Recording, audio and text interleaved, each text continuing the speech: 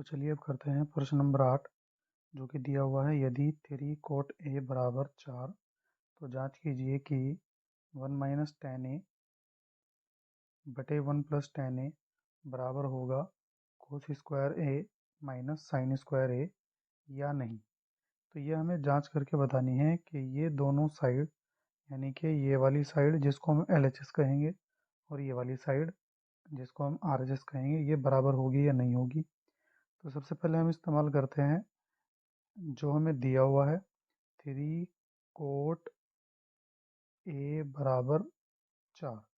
अब हमें चूँकि cot a दिया हुआ है तो a को हम यहाँ रख लेंगे जिसके ठीक सामने वाली भुजा लंब बन जाएगी, ये आधार बन जाएगा और कर्ण ऐसे ही रहना है।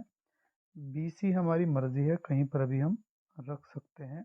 तो B को हमने समकोण बनाया है, C को हम यहाँ पर रख देंगे। तो जो 3 इधर गुणा में है ये इधर बटे में आ जाएगा तो बन जाएगा कोट ए बराबर 4/3। अब कोट ए का जो फॉर्मूला होता है पिछले वाले क्वेश्चन में भी हमने ये किया था, लेकिन फिर भी हम एक बार लाल वाले काका जी से पूछ लेंगे।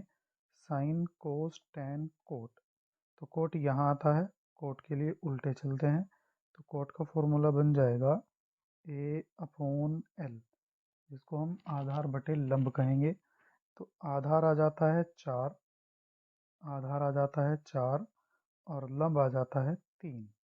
लंब कितना आ जाता है 3। अब हमें कर्ण निकालना होगा। कर्ण निकालने के लिए हम यूज़ करते हैं पाइथागोरस प्रमेय का। तो पाइथागोरस प्रमेय हमें क्या कहती है?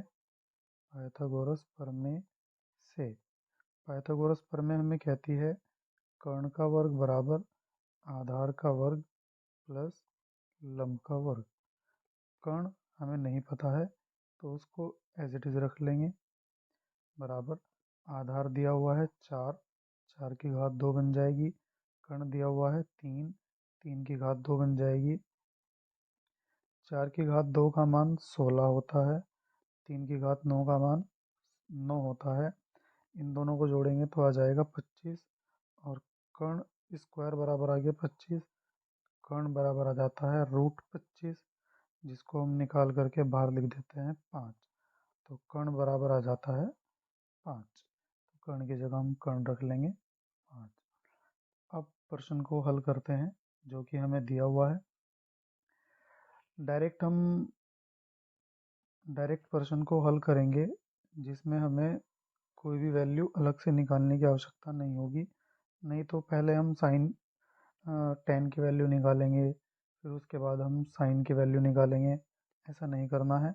जो प्रश्न हमें दिया हुआ है उसकी हम ले लेंगे LHS। LHS मतलब left hand side. Left hand side क्या होगी? ये वाला पार्ट। ये वाला पार्ट है 1 माइनस टेन स्क्वायर ए बटे 1 प्लस टेन स्क्वायर ए। तो टेन हम जानते हैं कोट का उल्टा होता है, लेकिन फिर भी हम फॉर्मूले को देखेंगे। कोट का फॉर्मूला आधार बटे लंब बना था, तो टेन का फॉर्मूला लंब बटे आधार बन जाएगा और यहाँ बनेगा 1 माइनस लंब बटे आधार और इसकी घात 2 दी हुई है टेन की, तो यहाँ भी हम घात 2 लगा लेंगे। इसी तरह से 1 प्लस L/A यानी लंब बटे आधार की घात 2 बन जाएगी। अब चूँकि 1 माइनस लंब का मान दिया हुआ है 3 और आधार का मान दिया हुआ है 4, इसी तरह से नीचे भी 1 प्लस लंब का मान दिया हुआ है 3 और आधार का मान दिया हुआ है 4 और इसका लगा लेंगे वर्ग। अब हम जानते हैं 3 का वर्ग 9 होता है, 4 का वर्ग 16 होता है, तो यहाँ 9/16 आ जाएगा। इसी तरह से 1 प्लस 9/16 आ जाएगा। अब इसको ज़रा हम यहाँ सॉल्व करते हैं। जब इसका एलसीएम लिया जाएगा 16 की 1 में गुणा होगी। जब भी कोई दो नंबर इस तरह से आ जाए तो आपको कुछ इस तरह करना होगा कि जो नीचे वाला नंबर है और ये बराबर वाला नंबर है इन दोनों की गुणा करानी होगी। तो 16 एकम 16 बनते हैं और -9 बनता है, बटे में 16 आ जाएगा।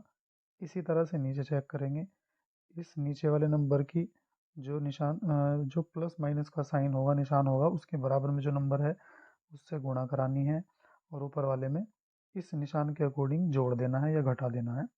जैसे हमने ऊपर माइनस किया है तो यहाँ प्लस करेंगे, 16 एकम 16 प्लस 9 बटे में आ जाएगा 16, क्योंकि नीचे भी 16 है ऊपर भी 16 है, तो 16 से 16 कट जाएगा, तो यहाँ बनता है 16 में से 9 जाकर 7, और 16 9 और बन जाते हैं 25। तो LHS जो हमारा निकल करके आया है वो आया है 7/25। इसी तरह से हम इसकी सॉल्व करते हैं राइट हैंड साइड, जिसको हम दाहिने हाथ की साइड बोलते हैं। ये रही हमारी राइट हैंड साइड, जो कि लिखी हुई है कोस स्क्वायर ए माइनस साइन स्क्वायर ए। अब जब हम देखते हैं ये ए दिया हुआ है तो ए के ठीक सामने लंब होगा और इसके नीचे वाली भुजा आधार बनेगी। जब हम देखते हैं कोस का फॉर्मूला आधार बटे कर्ण होता है, तो यहाँ हम रखेंगे आधार बटे कर्ण और इसकी घात बन जाएगी 2। इसी तरह से साइन का फॉर्मूला लंब बटे कर्ण, तो लंब बटे कर्ण और इसकी घात ही बन जाएगी 2। आधार हम जानते हैं दिया हुआ है 4, इसी तरह से कर्ण हमारा है 5। कर्ण का यूज़ पहली बार हो रहा है तो ध्यान से करेंगे। माइनस लंब का मान दिया हुआ है 3 और कर्ण दिया हुआ है 5, और इन दोनों का लगा लेंगे वर्ग, यहाँ पर भी और यहाँ पर भी। 4 का वर्ग होता है 16 बटे में आ जाएगा 25। इसी तरह से यहाँ बन जाएगा 9/25। और जब भी कहीं दो नंबर दिए हों और दोनों का हर सेम हो तो उसको एक बार लिखेंगे, और जो ऊपर वाले नंबर है इनको डायरेक्ट हम माइनस कर देते हैं, तो 16 माइनस 9 बनेगा। 16 में से 9 जाने के बाद घटाने के बाद बन जाता है 7 बटे बचेगा 25। यही हमें RHS साइड में देखने के लिए मिला है। तो यही हमसे पूछा गया था, ये जांच करके बतानी है कि ये दोनों बराबर है या नहीं है। तो इसका आंसर आ जाएगा हाँ बराबर हैं। तो ये लिख सकते हैं, नहीं भी लिखेंगे तो भी काम चल जाएगा। यही हमने सिद्ध करके दिखा दिया है। तो इस तरह से ये क्वेश्चन भी हो जाता है कंप्लीट।